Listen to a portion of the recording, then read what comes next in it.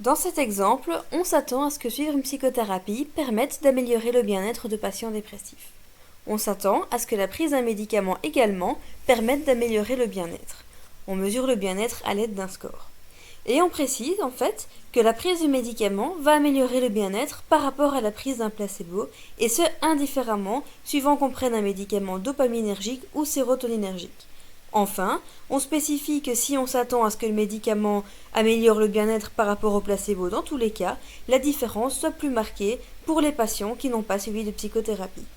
Vous trouverez les données relatives à cet exemple dans le fichier médication.omv. Dans cet exemple, le bien-être constitue la variable dépendante. Puisqu'on précise que le bien-être est mesuré à l'aide d'un score, on en déduit qu'il s'agit d'une variable de type scale. Il est sous-entendu que le bien-être va être influencé par deux facteurs, le fait de suivre ou pas une psychothérapie et la prise d'un médicament. On distingue trois modalités à ce dernier facteur, le médicament dopaminergique, le médicament sérotoninergique et enfin le placebo. Dans la première phrase, on décrit le fait qu'on s'attende à un effet principal de la psychothérapie. En effet, on sous-entend que les personnes qui suivent une psychothérapie devraient ressentir un bien-être plus important que les personnes qui n'en suivent pas. On étudie l'effet de la psychothérapie indépendamment de la prise d'un médicament. C'est pourquoi on parle d'effet principal. Dans la phrase suivante, on spécifie quelles sont nos attentes par rapport à l'effet principal de la médication. On parle en effet de l'effet du médicament, indépendamment du fait de suivre ou pas une psychothérapie. Et on dit qu'on s'attend à ce que le bien-être soit meilleur parmi les patients ayant pris un médicament, peu importe lequel, par rapport à ceux ayant pris un placebo. Autrement dit, on subdivise les trois modalités en deux sous-groupes, avec d'un côté les médicaments et de l'autre côté le placebo, et on précise que c'est entre ces deux groupes-là qu'on va observer une différence. Je suis en train de vous dire qu'on précise exactement à quel endroit on s'attend à observer une différence, ce qui est le propre des hypothèses a priori. Après avoir bien insisté sur le fait qu'on s'attende à ce que ce soit toujours vrai, ce qui relève toujours de l'effet principal donc, on précise qu'on s'attend à ce que la différence entre le placebo et les deux médicaments soit plus marquée en absence de psychothérapie. Autrement dit, on subdivise l'échantillon entre les sujets qui ont suivi une psychothérapie et les autres, on étudie la différence entre le placebo et les médicaments dans les deux sous-groupes, et on précise que la différence sera de plus grande amplitude dans le groupe des sujets n'ayant pas suivi de psychothérapie. Lorsqu'on est dans une approche de type a priori, c'est-à-dire que l'on sait à l'avance où on s'attend à observer des différences, on doit définir des codes contrastes et c'est sur base de ces codes contrastes que l'on va définir des hypothèses. On définira toujours un contraste de moins qu'il n'y a de croisement de modalités possibles dans le design. Ici, on a un design 2x3, puisqu'on a des personnes ayant suivi une psychothérapie, ayant reçu un médicament sérotoninergique, dopaminergique ou un placebo, pareil dans le groupe des sujets qui n'ont pas suivi de psychothérapie. Il faudra donc définir 5 contrastes indépendants. Parmi ces contrastes, certains se rapporteront à l'effet principal de la médication, d'autres se rapporteront à l'effet principal de la psychothérapie, et les derniers se rapporteront à l'interaction. Pour traduire l'effet principal d'un facteur, on aura toujours besoin de m-1 contraste indépendant, où m correspond au nombre de modalités de ce facteur. Dès lors, pour décrire l'effet principal de la médication, on aura besoin de 2 contrastes, puisque le facteur médication est constitué de 3 modalités. Pour décrire l'effet de la psychothérapie, on aura besoin d'un seul contraste, puisque le facteur psychothérapie contient seulement 2 modalités. Après avoir défini les contrastes qui se rapportent aux effets principaux, il faudra définir les codes contrastes qui se rapportent à l'interaction. On définit les codes contrastes qui se rapportent à une composante de l'interaction en multipliant des codes contrastes qui se rapportent à l'effet principal d'un facteur avec des codes contrastes qui se rapportent à l'effet principal de l'autre facteur. Nous avons donc 2 possibilités. Nous pouvons multiplier C1 qui se rapporte à l'effet principal de la médication avec C3 qui se rapporte à l'effet principal de la psychothérapie et C2 se rapportant également à l'effet principal de la médication avec C3. Les codes vont être définis de sorte à traduire les hypothèses fournies dans l'énoncé en utilisant les règles que vous connaissez déjà, à savoir signe opposé pour des groupes appartenant à des ensembles opposés, le même code pour tous les groupes appartenant à un seul et même ensemble, et la somme de tous les codes contrastes doit valoir 0. En ce qui concerne l'effet principal de la psychothérapie, dans la mesure où il n'y a que 2 groupes qui sont opposés, on peut utiliser les codes plus 1, moins 1. J'attribue le code plus 1 à tous les groupes qui correspondent à la psychothérapie, et le code moins 1 à tous les groupes qui correspondent à l'absence de psychothérapie. En ce qui concerne la médication, on distingue 2 sous-ensembles, d'un côté les médicaments et de l'autre côté le placebo. Autrement dit, je devrais mettre le même signe pour tous les groupes qui correspondent à la prise d'un médicament et un signe différent pour le groupe placebo. Si je choisis de donner le code +1 à tous les groupes qui correspondent à la prise d'un médicament, pour compenser, je dois attribuer le code -2 au groupe placebo, de sorte que la somme de tous les codes contrastes fasse bien 0. C2 doit être défini pour être indépendant de C1. Une solution qui fonctionne à tous les coups, c'est d'attribuer le code 0 au groupe qui a été opposé à tous les autres groupes dans C1. Autrement dit, j'attribue le code 0 à tous les groupes qui correspondent à la prise d'un placebo. Ensuite, je vais définir des codes contrastes qui vont opposer les groupes restants, à savoir la sérotonine et la dopamine. Et je peux utiliser par exemple +1 pour la sérotonine et -1 pour la dopamine. Enfin, pour déterminer les codes qui se rapportent à un contraste de l'interaction, je vais devoir multiplier les codes d'un contraste se rapportant à l'effet principal d'un facteur avec les codes d'un contraste se rapportant à l'effet principal de l'autre facteur. C4 est défini en multipliant les codes de C1 et de C3. 1 fois 1 égale 1, 1 fois -1 égale -1, etc. Les codes de C5 sont quant à eux définis en multipliant les codes de C2 avec les codes de C3. Après avoir correctement défini les codes se rapportant à chacun des contrastes, il faudra systématiquement se poser 2 questions pour chacun d'eux. Premièrement, quelles sont nos attentes? Est-ce que je m'attends à un rejet de l'hypothèse nulle ou pas? Est-ce que je m'attends à observer une différence non nulle entre les deux sous-ensembles définis par le contraste? Une fois que j'ai répondu à cette question, si mes attentes sont d'observer une différence non nulle, je vais devoir me demander est-ce que j'ai une idée à l'avance ou pas du sens attendu de la différence? Est-ce que je sais quel sous-ensemble est censé avoir la plus grande des deux moyennes? Le premier contraste étudie l'effet principal de la médication et oppose le placebo aux deux médicaments. Très clairement, dans l'énoncé, il est dit que le bien-être sera plus important dans l'un des groupes avec médicaments que dans le groupe avec placebo. Donc on s'attend à observer une différence et en plus on a une idée à l'avance du groupe étant censé avoir la meilleure moyenne. Autrement dit, on va devoir définir des hypothèses de type unilatéral. Le deuxième contraste ne traduit quant à lui pas une hypothèse du chercheur.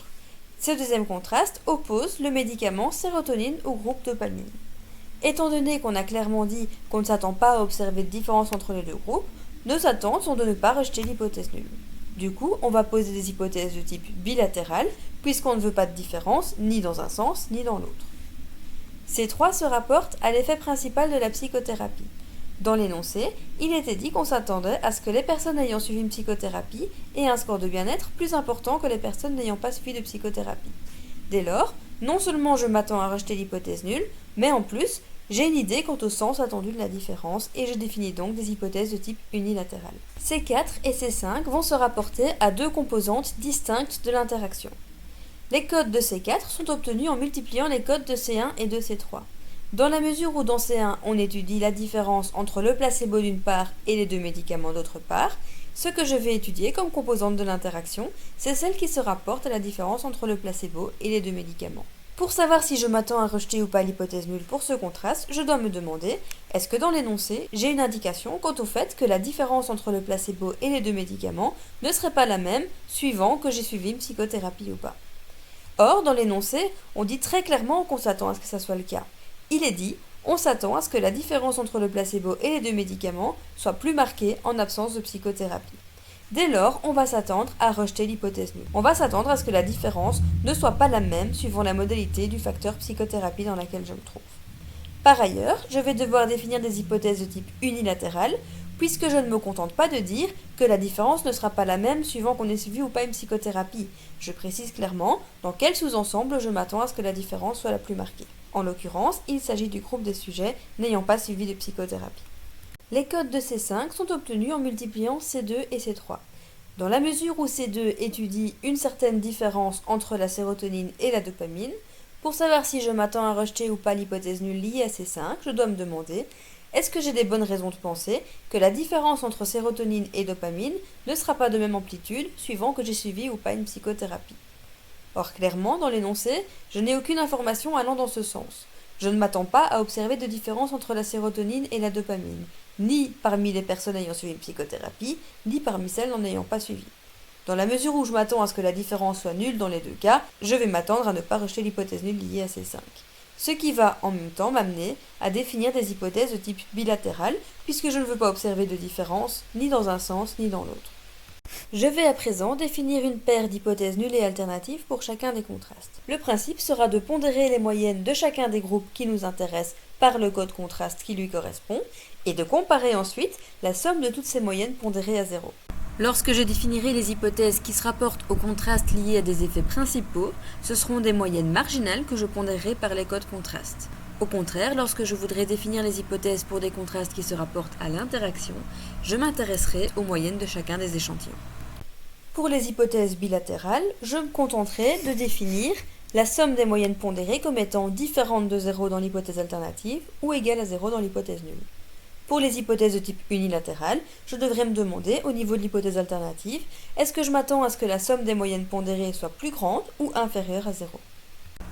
J'ai défini des hypothèses de type bilatéral pour C2, se rapportant à la différence au niveau de l'effet principal entre le médicament sérotoninergique et le médicament dopaminergique, et également pour C5, étudiant cette même différence, mais cette fois au niveau de l'interaction. Dans C2, je pondère donc les moyennes marginales correspondant à chacun des groupes définis par le facteur médication. Et dans C5, je vais pondérer les moyennes correspondant au croisement de modalités entre le facteur médication et le facteur psychothérapie. Dans tous les cas, je m'attendrai à ce que la somme des moyennes pondérées soit différente de 0 au niveau de l'hypothèse alternative et égale à 0 au niveau de l'hypothèse nulle. Pour C1, C3 et C4, ça va être un petit peu plus compliqué puisque j'ai défini cette fois des hypothèses de type unilatéral. Je vais donc redévelopper le calcul pour vous amener à comprendre pourquoi est-ce que j'ai choisi le signe plus grand que pour C1 et C3 et plus petit que pour C4. À travers C1, j'étudie la composante de l'effet principal du médicament, d'après laquelle le bien-être devrait être moins important dans le groupe des sujets ayant reçu un placebo que dans le groupe des sujets ayant reçu un des médicaments. Je pondère donc chacune des moyennes marginales associées à chacun des groupes définis par le facteur médication par le code contraste lui correspondant dans C1.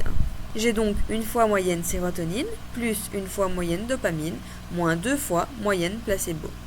Et je dois comparer la somme de ces moyennes pondérées à 0. Pour déterminer le sens du signe que je dois choisir, je dois bien comprendre ce qui est en jeu dans l'hypothèse. Dans l'énoncé, on dit qu'on s'attend à ce que la moyenne de bien-être soit inférieure dans le groupe des sujets ayant reçu un placebo que dans tous les autres groupes.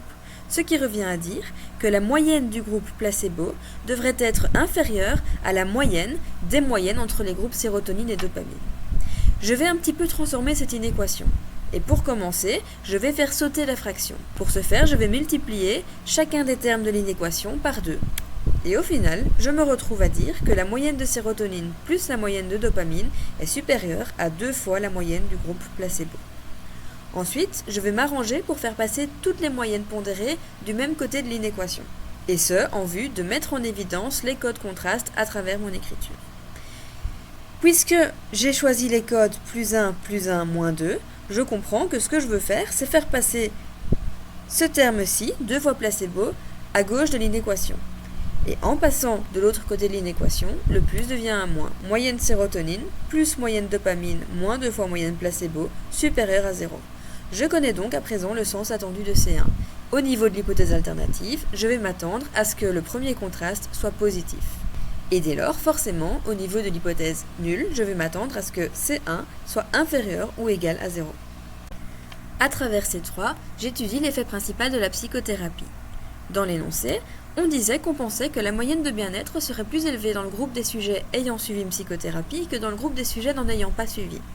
Dire ceci revient exactement au même que de dire que la différence de moyenne entre les sujets ayant suivi une psychothérapie et les autres sera supérieure à 0.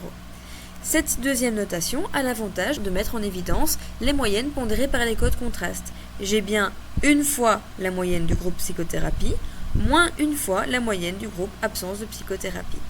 J'en déduis que mes attentes au niveau de l'hypothèse alternative sont que C3 soit supérieur à 0. Au niveau de l'hypothèse nulle, dès lors, je vais poser que C3 est inférieur ou égal à 0. À travers C4, j'étudie la composante de l'interaction qui oppose le placebo d'une part aux deux médicaments d'autre part. Dans la mesure où je m'intéresse à une composante de l'interaction, ce sont les moyennes de chacun des groupes que je vais devoir pondérer par un code contraste.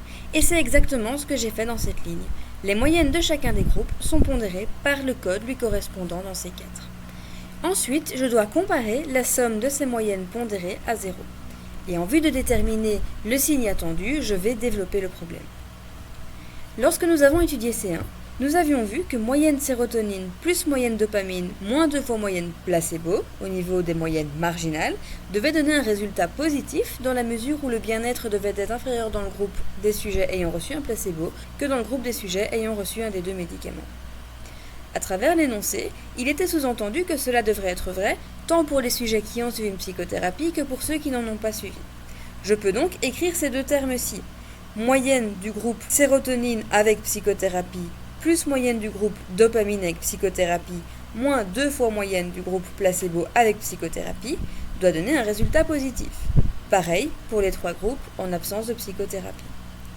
Je vais légèrement transformer ma première ligne de sorte à mettre en évidence ces deux termes.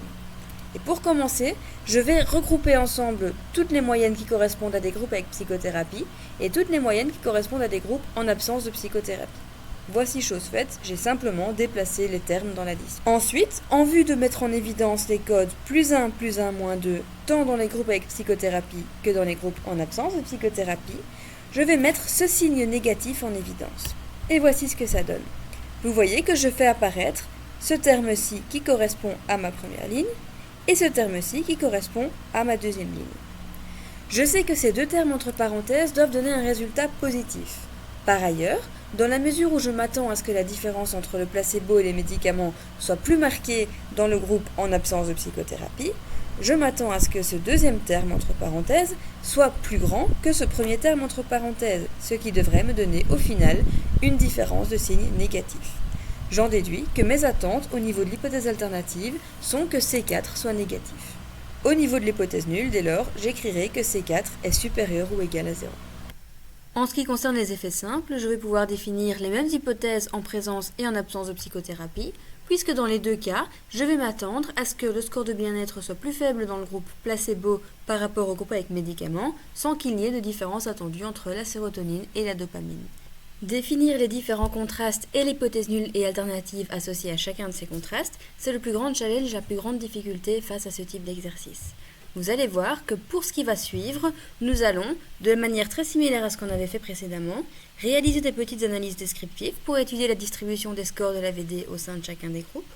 Ensuite, nous vérifierons si nous sommes bien dans les conditions pour faire une ANOVA factorielle, c'est-à-dire que nous vérifierons les conditions de normalité des résidus et d'homocétasticité, et ensuite, nous réaliserons l'analyse via le menu de l'ANOVA. Une fois qu'on aura fait tout ça, on reproduira l'analyse en passant par le menu de la régression pour établir les équations des modèles compacts et augmentés. Cette étape se passera un petit peu différemment de ce dont vous avez pris l'habitude, puisqu'on est dans une logique a priori, et vous verrez que pour le coup, ça impliquera d'encoder manuellement des codes contrastes et de les introduire dans le menu de régression, comme je le développerai un peu plus tard. Je commence par l'exploration descriptive, je me rends dans Analysis Exploration Descriptives. Comme toujours, je place la variable dépendante dans la zone Variables, les différents facteurs dans la zone Split by. Au niveau des statistiques, je vais demander moyenne et écart type. Et au niveau des graphiques, je vais demander des boxplots. Si j'observe la différence entre les médicaments parmi les personnes ayant suivi une psychothérapie, je trouve que la moyenne du groupe placebo, 22, est un petit peu plus faible que les moyennes des groupes dopaminergiques et sérotoninergiques, correspondant respectivement à 25 et 28,6. Si je compare l'effet des différents médicaments en absence de psychothérapie, eh bien je constate que la différence a l'air plus marquée, puisque cette fois, dans le groupe placebo, j'ai une moyenne de 6 et des moyennes respectivement de 19 et 17 dans les groupes avec médicaments. Je vais à présent regarder les écarts types et j'observe des différences relativement marquées puisque dans certains groupes j'ai un écart type de 1 et dans d'autres j'ai un écart type de 4,7. Alors bien sûr, le fait d'avoir un écart type différent au niveau de l'échantillon ne veut pas dire qu'il y a des différences au niveau de la population. Mais quand on sait tout ce qu'on sait sur la crédibilité de l'hypothèse d'homocédasticité, on peut remettre en cause cette condition. Dans le cadre de cet exercice, à des fins purement pédagogiques, je vais continuer le développement jusqu'au bout de l'exercice, mais en situation réelle, il faudrait vraiment se poser les bonnes questions, être critique et se dire que peut-être que dans le contexte présent, faire des comparaisons de moyenne n'est pas la solution la plus adéquate puisqu'il semblerait que les écarts types sont également influencés par les différentes conditions. Via les boxplots, on voit bien que la dispersion ne semble pas être la même dans tous les groupes. Par contre, la distribution a l'air relativement symétrique un peu partout, excepté ici dans le groupe des personnes ayant reçu de la sérotonine en présence de psychothérapie, où on a l'impression d'observer une légère asymétrie positive, un petit peu d'ailleurs aussi au niveau du groupe dopamine avec absence de psychothérapie, mais rien de particulièrement marqué, et surtout on n'observe pas de valeur extrême dans aucun des groupes, ce qui veut dire qu'on n'a pas un sujet pour lequel il y a un score de bien-être qui semble anormalement élevé ou faible par rapport aux autres personnes du même groupe. Je vais à présent me rendre dans le menu de la NOVA et faire tout ce qui est nécessaire pour pouvoir vérifier les conditions d'application de la NOVA factorielle et réaliser celle-ci. Je me rends dans Analysis Linear Models General Linear Model, un menu que vous commencez à bien connaître. Je vais spécifier que le bien-être est la variable dépendante et que les facteurs MED et PSI constituent les facteurs de mon design. Prenez toujours bien le temps de vérifier que dans le modèle, le terme d'interaction soit bien pris en compte. Normalement, c'est le cas. Vérifiez aussi que l'option Fixed Intercept soit cochée. Normalement, c'est le cas par défaut. Et ensuite, on va aller sélectionner tout ce qui sera nécessaire pour vérifier les conditions d'application. Vous pouvez vous rendre dans la zone Assumption Checks, cocher le test de Leven, les tests de normalité, ainsi que les QQ-plots. Avant d'aller plus loin, on va vérifier les conditions d'application. D'abord, en ce qui concerne le test de Leven, on voit que la condition d'homoscédasticité n'est pas rejetée. Ça peut sembler surprenant compte tenu de ce que j'ai dit avant, en regardant l'analyse descriptive. Effectivement, ici, il semble peu crédible que la condition d'homoscédasticité soit respectée. Pourquoi est-ce que le test de Leven conclut un non-rejet de l'hypothèse nulle ? Peut-être parce qu'il n'y a pas d'hétérocédasticité au niveau de la population, mais de manière beaucoup plus crédible, probablement que le test manque de puissance. Si on regarde la base de données, on a en tout 18 sujets, c'est vraiment très peu. En situation réelle, il serait vivement déconseillé de faire une ANOVA factorielle avec si peu de sujets. Pareil pour la condition de normalité, le test de Shapiro-Wilk amène à ne pas rejeter l'hypothèse de normalité. Ceci dit, avec aussi peu de résidus, on peut fortement douter de la puissance de ce test. Quand on regarde le QQ-plot, on a l'impression que les points traduisent une variable qui serait plutôt discrète que continue. Ceci dit, on n'a pas des points qui s'écartent de manière très prononcée de la diagonale, et donc on considérera que s'il y a des écarts à la condition de normalité, ils ne seront pas trop problématiques. À des fins purement pédagogiques, on va faire comme si tout allait bien, et on va réaliser la NOVA factorielle. Nous sommes dans une approche de type a priori, c'est d'ailleurs pour ça qu'on a défini des codes contrastes.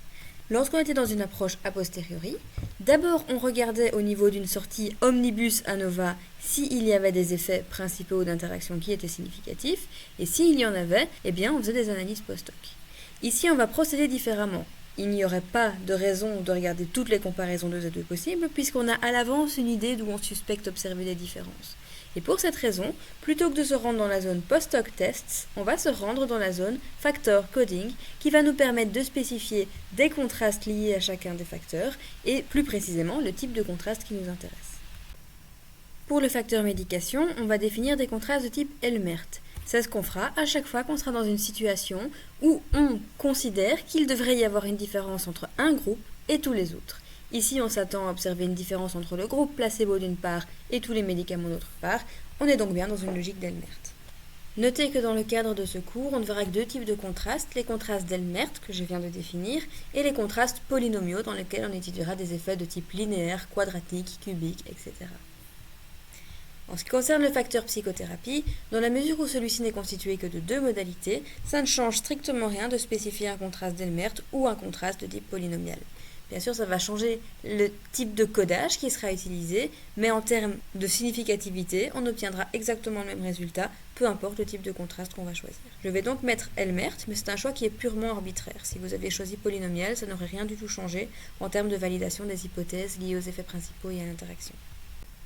S'il s'avère que l'interaction est significative, on devra étudier les effets simples. Dans l'énoncé, on étudiait l'effet de la médication distinctement pour ceux qui ont suivi une psychothérapie et pour les autres. D'ailleurs, on disait s'attendre à ce que l'effet de la médication soit de plus grande amplitude dans le groupe des sujets n'ayant pas suivi de psychothérapie. Je vais donc placer le facteur psychothérapie en modérateur, de sorte à séparer dans la base de données d'un côté toutes les personnes qui ont suivi une psychothérapie et de l'autre côté toutes celles qui n'en ont pas suivi. Et pour chacun des groupes distinctement, je vais étudier l'effet de la médication. Je place donc le facteur MED dans la zone Simple Effects Variable. Avant de regarder tous les résultats, je vais encore demander au programme les différentes moyennes ainsi qu'une représentation graphique qui va m'aider dans l'interprétation des résultats.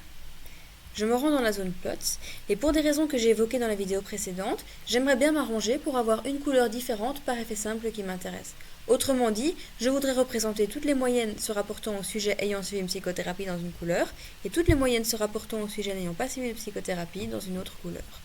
Pour cette raison que je vais placer la variable psi en separate lines et la variable med en horizontal axis. À nouveau, je vous répète que si vous faites le contraire, ce n'est pas grave, vous aurez les mêmes éléments en main, simplement vous aurez un regard différent sur les mêmes moyennes. Pour terminer, je me rends dans la zone Estimated Marginal Means et je coche l'option qui me permettra de connaître les moyennes marginales des groupes définis par chacun des facteurs, ainsi que les moyennes correspondant à chacun des échantillons. Nous avons maintenant tout en main pour pouvoir correctement valider les hypothèses liées à chacun des contrastes. Et je vous invite à bien avoir en tête le tableau d'école contraste qu'on a réalisé précédemment lorsque vous regardez les résultats. Pour des raisons déjà explicitées, je ne vais pas regarder la sortie Omnibus Test, je vais privilégier la sortie des contrastes. En effet, je n'ai pas spécialement intérêt à regarder une sortie qui va me permettre de savoir s'il y a au moins une différence quelque part à un certain endroit. Je préfère regarder une sortie qui va directement cibler l'endroit où je suspecte qu'il pourrait y avoir une différence. Il sera très important que vous lisiez bien quels sont les effets qui ont été envisagés. Pour le facteur médication, tout ce que j'ai dit au programme, c'était que je voulais définir des contrastes de type Elmert. Le programme a compris qu'il devait opposer un groupe à tous les autres. Ceci dit, je n'ai pas spécifié quel était le groupe qu'il fallait comparer à tous les autres. Et si je lis la sortie et plus spécifiquement la colonne Effects, j'observe que le programme m'a comparé la sérotonine d'une part à la dopamine et au placebo d'autre part. Ce n'est pas ce que je voulais. Pourquoi est-ce qu'il a fait ça? Eh bien parce que lorsqu'on précise au programme vouloir des contrastes d'Elmert, par défaut, il va sélectionner la première modalité du facteur et l'opposer à toutes les autres. Si je double-clique dans la base de données sur la zone du facteur MED, je vais constater que la première modalité est bien la sérotonine. Moi, ce que je voudrais, c'est comparer le placebo aux autres modalités. Et donc, pour ce faire, je vais devoir m'arranger pour faire passer la modalité placebo tout en haut de la zone Levels. Pour ce faire, vous cliquez sur le placebo et grâce à la flèche, vous le faites remonter. Vous verrez que ce faisant, automatiquement, la sortie va s'adapter, et voilà maintenant, c'est bien le placebo qui est opposé aux deux médicaments. Vous voyez bien qu'il est vraiment très important de bien lire quels sont les effets qui sont testés dans le logiciel pour vous assurer que ça correspond bien aux effets que vous voulez tester. À présent, on va pouvoir tenter de valider les hypothèses liées à chacun des contrastes. Je commence par C1. D'abord en ce qui concerne C1, l'effet principal de la médication dans lequel on oppose le placebo aux deux médicaments, nos attentes sont de rejeter l'hypothèse nulle. Par ailleurs, on a défini des hypothèses de type unilatéral. Dans la sortie des contrastes, les p-valeurs calculées par Jamovi sont toujours des p-valeurs qui se rapportent à des hypothèses de type bilatéral. Il faudra donc transformer ces p-valeurs pour pouvoir conclure quant au rejet ou pas de l'hypothèse nulle liée à C1. Comme vous le savez à présent, comment transformer la p-valeur? Eh bien pour le déterminer, il faut d'abord se demander est-ce que les résultats vont ou pas dans le sens des attentes du chercheur. Si elles vont dans le bon sens, il faudra diviser la p-valeur par 2. Et s'ils vont dans des sens opposés, il faudra faire 1 moins p sur 2. Ça veut dire qu'avant de regarder la p-valeur associée au premier contraste, je vais regarder le graphique pour vérifier si conformément à mes attentes, le bien-être est inférieur dans les groupes avec placebo. J'observe que les 2 points qui se rapportent aux catégories placebo sont inférieurs aux points qui se rapportent aux catégories avec médicaments. D'ailleurs, pour mieux le voir encore, je vais momentanément supprimer le facteur psi du graphique. Le graphique va se recalculer de sorte à ne montrer que les moyennes marginales de chacun des groupes définis par le facteur médication. Et voici, on voit bien que le point qui se rapporte au placebo est placé bien plus bas que les points qui se rapportent à la sérotonine et à la dopamine. Les résultats vont donc bien dans le sens des attentes du chercheur, ce qui veut dire que je dois diviser par 2 la p-valeur fournie par le programme. J'ai donc comme statistique pour le premier contraste T, entre parenthèses 12 pour les degrés de liberté, égale moins 2.360, point virgule, p-valeur égale 0.018, ce qui entraîne un rejet de l'hypothèse nulle. Je vous renvoie au développement de l'exercice dans le TP si vous voulez voir par écrit à quoi ressemblent les normes épiées pour conclure par rapport à l'hypothèse de C1. Attention, ne vous fiez pas au signe de la statistique pour décider si oui ou non les résultats vont dans le sens suspecté par le chercheur. En effet, on avait défini précédemment qu'on s'attendait à ce que C1 soit positif. C'était vrai lorsque C1 était défini par les codes +1, +1, -2, soit les codes qu'on avait choisis. Or, le type de codage qui est choisi par défaut par Jamovi n'est pas le même que celui qu'on avait défini manuellement. Vous verrez que plus tard, quand on refera l'analyse en passant par le milieu de la régression, après avoir encodé manuellement chacun des contrastes, là on pourra se fier au signe de la statistique. Mais via le menu ANOVA, le seul moyen de s'assurer que les résultats vont bien dans le bon sens, c'est de regarder les moyennes ou le graphique. Ou alors, bien entendu, de réfléchir au type de codage qui est utilisé par défaut par Jamovi lorsqu'on définit des contrastes d'Elmert. Ceci dit, ce serait une surcharge inutile dans la mesure où il suffit de regarder les moyennes et les graphiques pour décider si les résultats vont bien dans le bon sens. On n'a pas encore tout à fait validé l'hypothèse liée à l'effet principal de la médication. Pour l'instant, tout ce qu'on sait, c'est que globalement, le score de bien-être dans le groupe placebo est significativement inférieur au score de bien-être dans tous les autres groupes. On n'a cependant pas encore vérifié qu'il n'y a pas de différence entre les groupes dopamine et sérotonine. Je vous rappelle que quand on est dans une logique a priori, il y a toujours deux éléments. D'abord, je définis un endroit où je pense qu'il y aura une différence, un effet, et ensuite, je postule qu'il n'y aura pas de différence à d'autres endroits que celui que j'ai envisagé. Je vais donc devoir étudier le contraste qui oppose la sérotonine et la dopamine en vue de vérifier qu'effectivement je ne rejette pas l'hypothèse nulle. De nouveau, je vous laisserai regarder le corrigé pour les normes épillées. Je vais me contenter d'aller regarder la p-valeur directement. Et je vois que celle-ci est supérieure au risque alpha de 5%. Autrement dit, je ne rejette pas l'hypothèse d'égalité des moyennes. À ce stade, je peux enfin dire que je valide l'hypothèse liée à l'effet principal de la médication, puisqu'en effet, il semblerait que prendre un médicament améliore le bien-être par rapport à la prise d'un placebo, et ce, indifféremment suivant que l'on prenne de la sérotonine ou de la dopamine. Pour statuer quant à l'effet principal de la psychothérapie, je me reporte à la ligne qui compare présence et absence de psychothérapie dans la sortie des contrastes. Bien que, comme vous le savez déjà, dans la mesure où ce facteur ne contient que deux modalités, je pourrais tout aussi bien regarder la sortie omnibus, ça me donnerait un résultat tout à fait consistant. Pour l'effet principal de la psychothérapie, on avait défini des hypothèses de type unilatéral. En effet, on s'attendait à ce que le bien-être soit supérieur dans le groupe en présence de psychothérapie. Je vais vérifier graphiquement que les résultats aillent bien dans ce sens pour savoir comment transformer la p-valeur fournie par Jamovi. Je supprime le facteur MED de la zone plots et je le remplace par le facteur psi, de sorte à voir apparaître les moyennes marginales de la psychothérapie dans l'output, et j'observe que la moyenne de bien-être est plus élevée dans le groupe en présence de psychothérapie, ce qui va bien dans le sens des attentes, et donc je dois transformer la p-valeur fournie par Jamovi en la divisant par 2. Je retourne à la sortie des contrastes que voici. Je vais regarder la p-valeur liée à la psychothérapie. Celle-ci est inférieure à 0.001, du coup forcément, lorsque je vais la diviser par 2, elle sera toujours inférieure à 0.001. En conclusion, je peux valider l'hypothèse liée à l'effet principal de la psychothérapie, disant que la psychothérapie améliore le bien-être. Passons à l'interaction. Je vais devoir vérifier que conformément aux attentes, la différence entre le placebo et les médicaments soit plus marquée dans le groupe sans psychothérapie par rapport au groupe avec psychothérapie, et je vais devoir également vérifier que la différence entre sérotonine et dopamine est de même amplitude, peu importe que l'on ait suivi ou pas une psychothérapie. Autrement dit, je vais chercher à démontrer si je peux rejeter l'hypothèse nulle associée à C4 et ne pas rejeter l'hypothèse nulle associée à C5. Pour C4, on avait défini des hypothèses de type unilatéral. On s'attendait à ce que la différence entre le placebo et les médicaments soit plus marquée dans les groupes en absence de psychothérapie. Je vais vérifier graphiquement si ça a l'air d'être le cas. Je vais remettre, comme je l'avais fait au départ, la médication en horizontal axis et le facteur psi en separate lines. Les points orange représentent les moyennes en absence de psychothérapie. Et on voit bien que la différence entre le placebo et les médicaments est plus marquée en absence de psychothérapie qu'en présence de psychothérapie.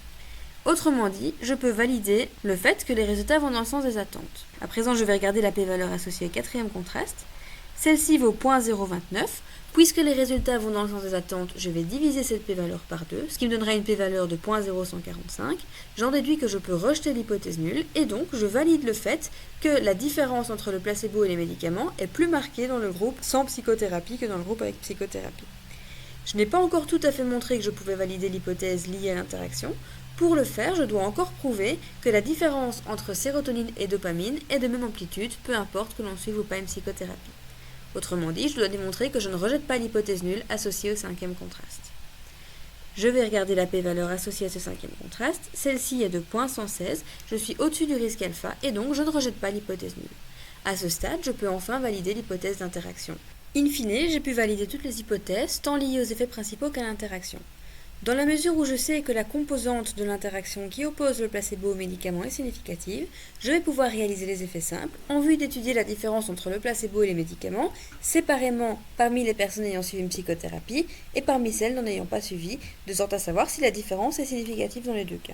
C'est la sortie des contrastes dans la zone Simple Effects qui va me permettre de le déterminer. Si je commence par regarder ce qui se passe en présence de psychothérapie, j'observe que le premier contraste qui oppose placebo d'une part au médicament d'autre part est associé à une p-valeur de 0.036 en bilatéral. J'ai déjà eu le plaisir de constater graphiquement que les résultats allaient bien dans le sens des attentes. Voyez d'ailleurs que c'est vrai en présence et en absence de psychothérapie, puisque dans les deux cas, la moyenne du groupe placebo est inférieure à la moyenne des deux médicaments. Si je fais la moyenne de ces deux points-ci, je vais me trouver plus haut que la moyenne du placebo.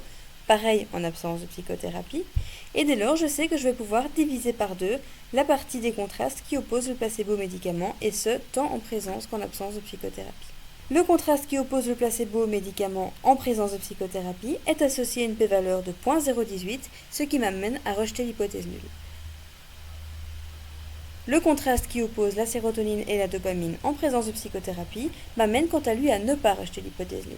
Et ces deux lignes ensemble m'amènent à conclure quant au fait que lorsque je m'intéresse uniquement aux personnes qui ont suivi une psychothérapie, la seule différence que je peux observer est entre le placebo d'une part et les médicaments d'autre part. Et elle est telle que le bien-être dans le groupe de placebo est inférieur au score de bien-être dans les groupes avec médicaments. En absence de psychothérapie, je vais pouvoir faire exactement le même constat, puisque le contraste qui oppose placebo au médicament est associé à une p-valeur inférieure à 0.001 divisé par 2, et que le contraste qui oppose sérotonine à dopamine est associé à une p-valeur supérieure au risque alpha de 0.414, m'amenant donc à ne pas rejeter l'hypothèse nulle.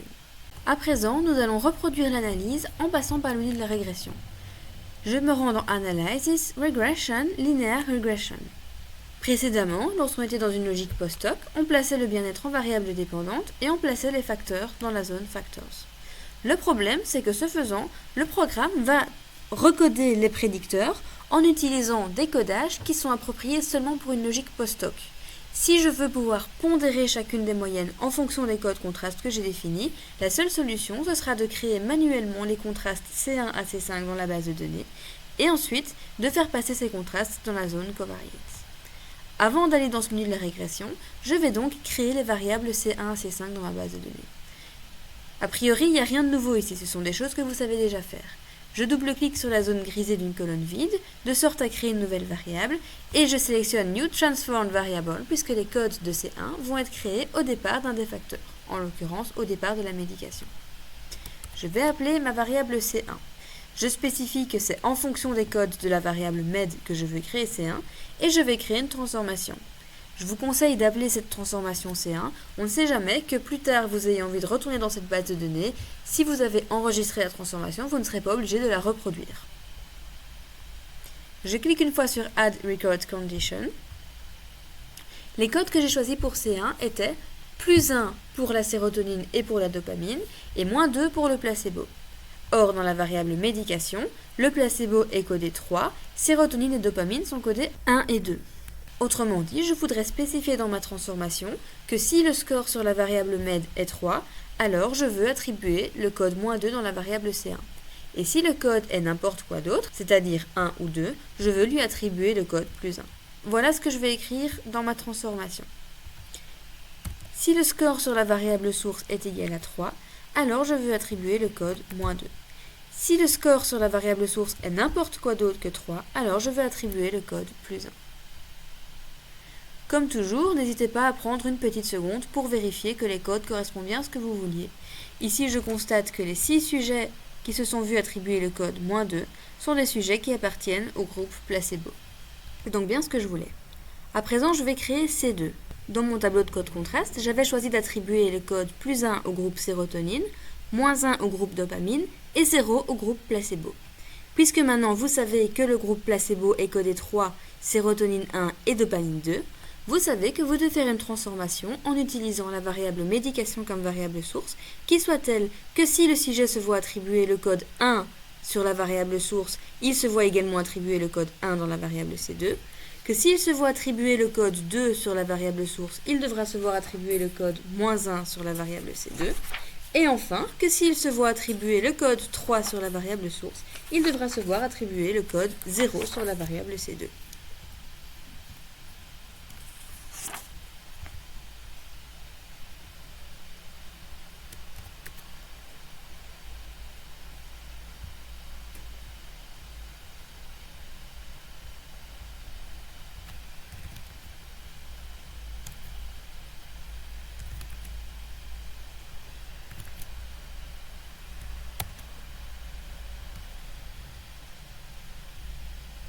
À nouveau, je prends une petite seconde pour vérifier que tous les sujets se voyant attribuer le code 1 sont des sujets ayant reçu de la sérotonine. que tous les sujets se voyant attribuer le code -1 sont des sujets ayant reçu de la dopamine, et enfin, que tous les sujets qui se voient attribuer le code 0 sont des sujets qui avaient reçu un placebo. C3 est créé au départ du facteur psychothérapie. Je veux attribuer le code +1 à toutes les personnes ayant suivi une psychothérapie et le code -1 à toutes les personnes qui n'en ont pas suivi. Je vais commencer par aller voir dans la base de données quels étaient les codes attribués à la variable psychothérapie. Je vois que j'avais choisi les codes +1 en présence de psychothérapie et 2 en absence de psychothérapie. Autrement dit, je voudrais que les personnes qui se voyaient attribuer le code +1 sur la variable psy se voient également attribuer le code +1 sur la variable C3 et que les personnes qui se voyaient attribuer le code 2 sur la variable psy se voient attribuer le code -1 sur la variable C3. Je vais faire ceci en créant à nouveau une nouvelle variable, en cliquant sur New Transform Variable. J'appelle ma variable C3, je spécifie cette fois la variable psy comme variable source, et je crée une nouvelle transformation que je vais appeler C3, dans laquelle je vais préciser que si le score sur la variable source est 1, alors le score doit rester 1, et que si le score est autre chose, le score sur la variable C3 doit devenir -1. Je vérifie que toutes les personnes qui se voient attribuer le code -1 soient des personnes qui appartiennent au groupe absence de psychothérapie. Et c'est bien le cas, j'ai donc correctement codé C3. Vous aurez peut-être remarqué que j'ai oublié de modifier le nom de la transformation pour C2, c'est pas très grave, il suffit de cliquer dessus sur Edit et de modifier le nom.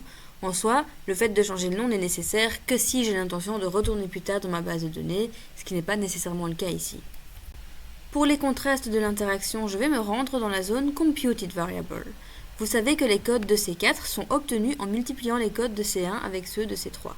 Dans la mesure où je veux créer une variable dont le score est une transformation linéaire des scores d'autres variables, eh bien c'est le menu Computed qui est conseillé.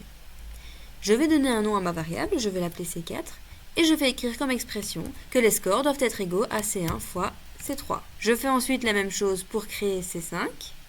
Je crée une nouvelle variable que j'appelle C5 et je spécifie que les scores devront être égaux à C2 fois C3. J'ai à présent dans ma base de données les 5 contrastes que je vais pouvoir préciser comme prédicteurs dans ma régression.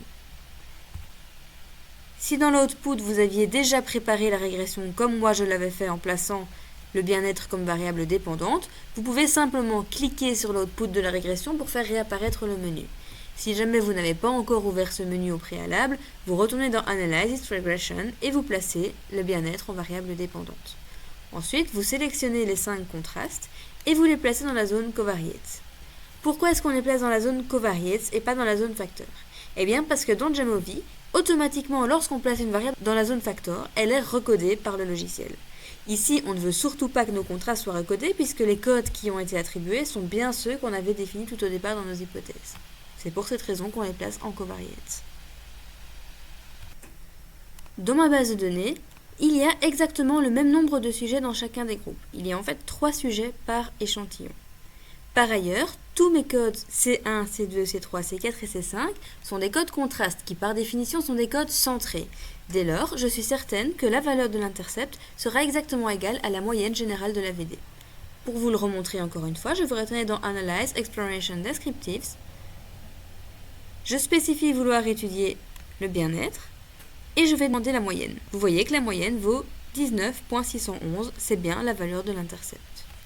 J'ai à présent tout ce qui va me permettre d'écrire les équations des modèles compacts et augmentés. Dans le modèle compact, je vais prédire pour tous les sujets un score de bien-être égal à 19.611 et dans le modèle augmenté, je vais prédire un score de bien-être qui sera égal à 19.611 plus 2.806 fois C1 plus 0.417 fois C2, plus 5.611 fois C3, moins 1.194 fois C4, plus 1.417 fois C5.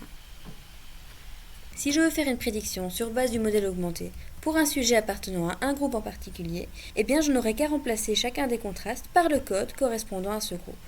Par exemple, si je veux faire une prédiction pour un sujet ayant reçu de la sérotonine et n'ayant pas suivi de psychothérapie, je vais remplacer C1 et C2 par 1, C3, C4 et C5 par -1. Vous ne serez pas surpris d'apprendre que si vous le faites, comme je l'ai fait ici, vous trouverez un résultat qui sera exactement égal à 17, soit la moyenne du groupe des participants ayant reçu de la sérotonine et n'ayant pas suivi de psychothérapie. Notez que la sortie Model Coefficients vous permettrait de statuer sur le rejet ou non-rejet de l'hypothèse nulle associée à chacun des contrastes, exactement comme on l'avait fait via l'approche ANOVA. Vous aurez une valeur de statistique T qui au signe près sera la même que celle qu'on avait obtenue dans la sortie ANOVA, et vous aurez exactement la même p-valeur. Cette fois, comme les statistiques ont été calculées au départ des codes contrastes qu'on avait définis au départ, vous pouvez noter que pour C1 et C2, conformément à nos attentes, la valeur de la statistique est positive, et que pour C4, la valeur de la statistique est négative. C'est bien ce qu'on espérait quand on avait défini les hypothèses nulles et alternatives pour chacun des contrastes, et c'est tout à fait consistant avec le fait que les résultats allaient bien dans le sens des attentes pour tous les contrastes comme on avait pu l'observer graphiquement. La toute dernière chose qui nous reste à faire, c'est de définir les équations des modèles compacts et augmentés qui permettront de prédire un score de bien-être sur base du groupe de la médication, séparément pour les sujets qui ont suivi une psychothérapie et pour ceux qui n'en ont pas suivi. Pour ce faire, nous allons placer un filtre. Commençons par exemple par sélectionner uniquement les personnes qui ont suivi une psychothérapie, à savoir les personnes qui sont codées 1 sur la variable psy. Voilà mon filtre. Lorsque j'écris ceci, seules les personnes ayant suivi une psychothérapie sont sélectionnées, et à présent je vais pouvoir réaliser une régression linéaire dans laquelle je vais placer les contrastes qui se rapportent à la médication comme prédicteurs.